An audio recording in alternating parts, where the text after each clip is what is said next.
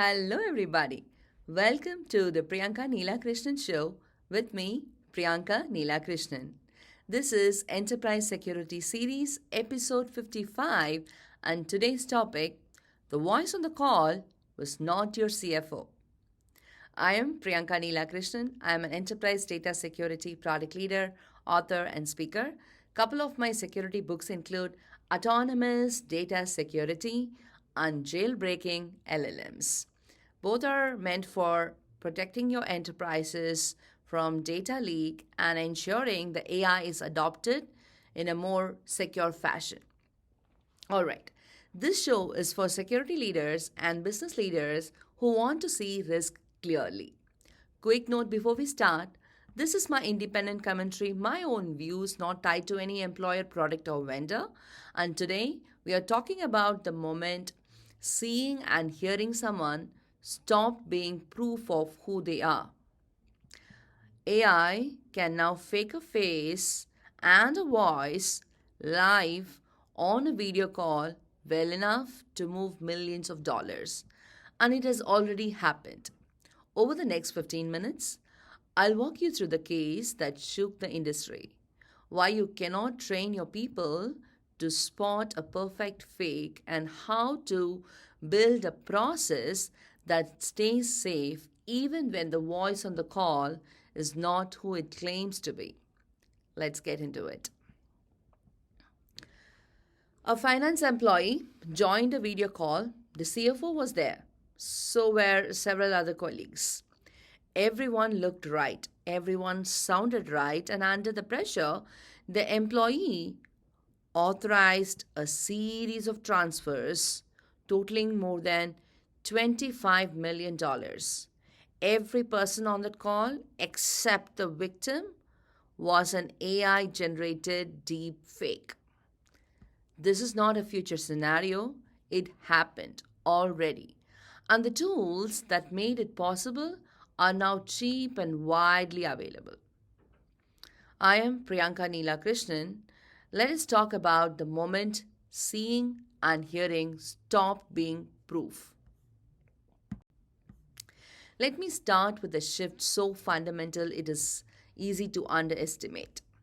For your entire career and everyone's before you, seeing and hearing someone was proof enough that they were real.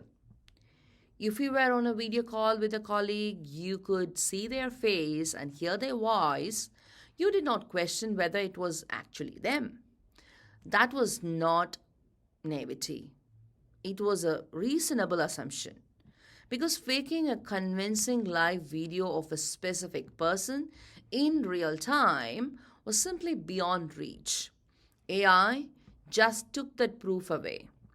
It is now possible to generate a synthetic version of a specific person's face and voice good enough to fool people who know them in a live interaction. The face moves correctly, the voice sounds right with the right accent and cadence, and it can be driven in real time on a video call. This is not a lab demo or a movie effect. It is a capability that is cheap, fast, and widely available today. So, one of the most basic trust signals humans have ever relied on, I can see, I can hear that it is you, has quietly stopped being reliable. And most of our processes, especially the ones around money and access, were built on that signal without anyone ever writing it down. We assumed the person on the call was the person on the call. That assumption is now something attackers can exploit directly, and they are. Let me contrast the trust signal we grew up with against the reality we now live in. On the left is the old signal. A live call means it is them. If you could see and hear a person in real time, you accepted it was really them. Video was treated as inherently trustworthy, so much so that Video call was often used as the way to verify identity when something has seemed kind of off. If you were unsure about an email, you would hop on a call to confirm, because surely no one could fake that. Verification beyond the call itself felt unnecessary. On the right is a new reality. Every face and voice on that call can be synthetic. AI can generate a specific named person's face and voice and drive it live, which means the presence of a face is no longer evidence of who is actually behind it. And this inverts one of our most trusted defenses, the video call, which we used as the trustworthy fallback to confirm suspicious requests, has itself become an attacker vector. It's a separate attack vector by itself now. The very thing people reach for to feel safe is now the thing being weaponized. That is what makes this so disorienting. It is not that a new channel kind of just popped in and became risky. It is that the channel we trusted most, the one we used to verify everything else, is the one that fell. When the fallback is compromised, you need a completely different kind of verification, and most organizations have not built it yet. Here's the case that made this real for the whole industry. In early 2024, a finance worker at the global engineering firm Arup was tricked into transferring the equivalent of more than $25 million across 15 separate transactions. Just imagine. Here's how it happened. The employee received a message that seemed to be from the company's chief financial officer about a confidential transaction. Initially, he was suspicious. It had the hallmarks of a phishing attempt. But then he was invited to a video call. And on that call were the CFO and several other colleagues he recognized. They looked right, they sounded right, and that live video pressure and the presence overcame his skepticism completely. He proceeded with the transfers. Every single participant on that call except him was an AI generated deep fake. There was no CFO, no colleagues, just synthetic recreations convincing enough to defeat a professional's well founded initial suspicion. The fraud was only discovered later through manual verification with headquarters. I want to stress why this case matters so much. It was not a failure of the employee's judgment. He was suspicious. He did the thing we tell people to do. He treated a written request with caution. What defeated him was the video call. The exact channel we have all been taught to trust as confirmation. $25 million gone, not because someone was careless, but because a trust signal we all rely on was faked. That is the template, and attackers have been running it ever since. Two numbers that show this is neither rare nor difficult.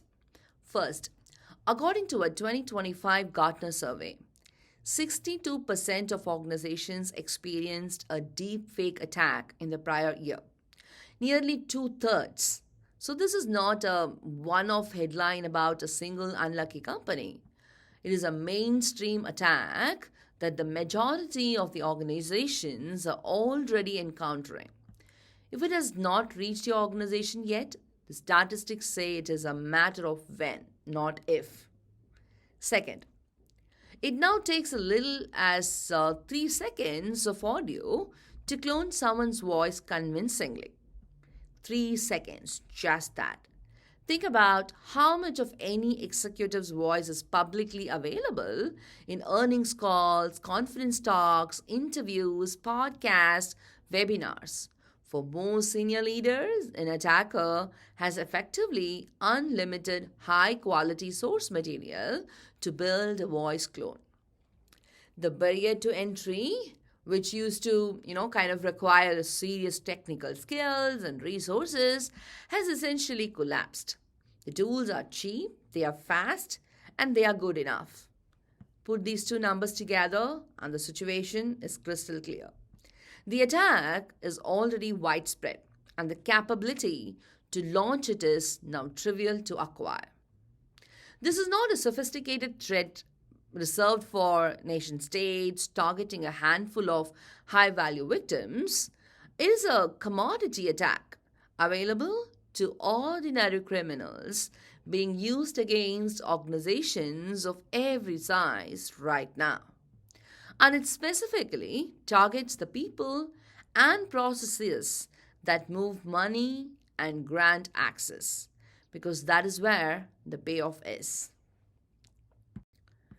So here is the reframe, and it runs against the instinct most organizations have. When leaders hear about deepfakes, their first reaction is usually, let us train our people to spot them. And I understand the impulse, but the data says it is a losing bet. The research shows that humans correctly identify high quality video deepfakes only about a quarter of the time. Around 70% of people say they are not confident they can tell a real voice from a cloned one. Those numbers are not going to improve because the fakes are getting better and better, not worse. You cannot train your way to reliably detecting something that is by design engineered to be indistinguishable from real. So, detection by human eye and ear is the wrong place to invest. The reframe is to move the trust out of perception into process. Stop relying on people to judge whether the face and voice are real because they cannot. And instead, build verification that does not depend on believing what you see and hear at all. If a request to move money or grant access can only be executed after an independent out of band confirmation through a channel the attacker does not control, then it does not matter how perfect the deepfake on the call was. The fake voice can be flawless and it still cannot complete the transaction alone because the process requires something the deepfake cannot provide. This is the same lesson from the social engineering episode applied to a more powerful attack. Do not ask a human to detect the undetectable. Build a process that stays safe even when the human is completely fooled. 3 moves for your Monday. First, verify money and access out of band. This is the core defense. Any high value transfer or significant access change must be confirmed through a separate pre agreed channel that the attacker does not control. A callback to a phone number you already have on file, not one provided during the suspicious interaction, right? A pre agreed code word for sensitive transactions. The key is that the verification happens outside the compromised channel, so the perfection of the deep fake on the call becomes irrelevant. Second, kill single approver transfers. The ARP attack worked in a part because one person could authorize the transfers altogether, require more than one person for significant payments and access grants. A deepfake can fool one target on one call, but defeating an independent second approver who was not on that call and confirms through their own channel is dramatically harder. You're forcing the attacker to beat a process instead of a person. And third, treat urgency plus authority as the red flag.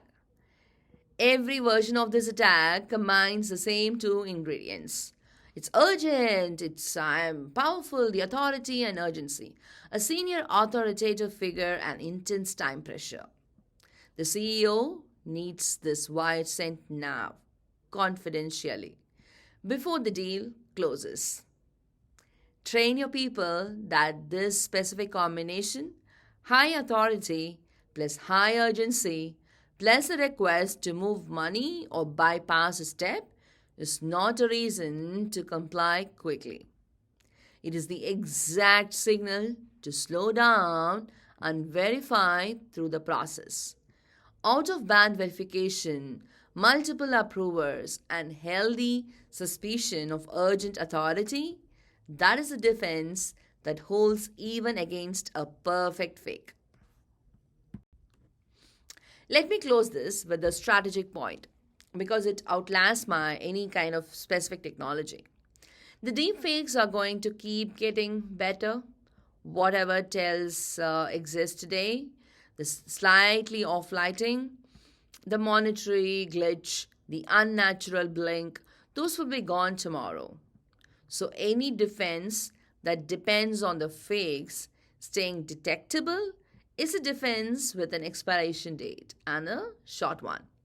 Do not build your security on the technology staying imperfect because it will not. Instead, build a process where it simply does not matter how good the fake is. That is the mindset shift, and I want you to leave with. The question is not can my people spot a deep fake? The answer to that is increasingly no, and that is fine because it is the wrong question. The right question is if one of my people is completely and perfectly fooled by a synthetic executive on a video call, can the organization still lose money or grant access as a result? If the answer is yes, you have a process problem. And process is something you can fix, regardless of how advanced the fakes become. If the answer is no, because every significant action requires independent, out of band confirmation and more than one person, then the attacker can build the most flawless deepfake in the world and it buys them nothing. That is the goal. Do not ask your people to detect the undetectable. Build a process where a fake voice, however perfect, cannot move a single dollar on its own. The technology is out of your control. The process is entirely within your control, within it. This is the source slide from where I've got some content for our presentation today. I'll give a few seconds for you to glance through. All right. This was episode 55. Remember this, you cannot train your people to detect a perfect fake. So stop trying that and move the trust into process instead. Verify money and access out of band, require more than one approver, and treat urgency plus authority as the signal to slow down.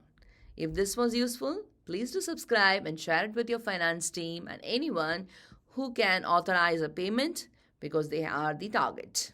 Tell me in the comments whether a single person in your organization could move a large sum based only on a convincing call. If yes, that is the process to fix this week. I am Priyanka Neela Krishnan. I am an enterprise data security product leader, author, and speaker. Some of my books include Autonomous Data Security, Jailbreaking LLMs, Problem Pioneering. And this is my independent commentary on enterprise data security, and I'll see you in the next one. Until then, stay safe, stay secure, be happy. Bye, everybody.